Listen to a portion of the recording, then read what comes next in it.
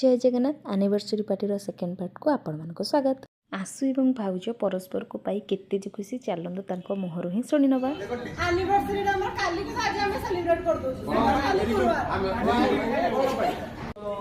और जे दिन भाबुले कि ना टेंशन रहबो कारण गोटे डर थाए ना भलो पड़बे न पड़बे डर किंतु एटा ही तो लाइफ रो गोटे ये ना पार्ट जोटा कि हमें ही एंजॉय करबा एग्जैक्टली तो मो साले तो बहुत भलो बहुत माने खुशी लागु हां केयरिंग माने बहुत ज्यादा मसाज करबा आरंभ करी बड़ पेन भी होथवा से गोड़ मार दो कि भल पाए से मोड़ माने मोठू अधिक से मत भल पाए ये love you too thank you love you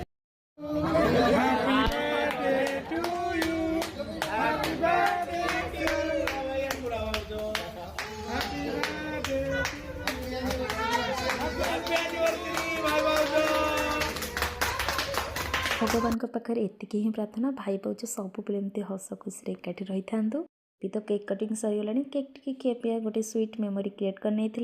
जी जहाँ सब गिफ्ट आनी दे सारापर आउ गोटे मेमोरी क्रिएट होता चलता आपण सहित सेयार करने भी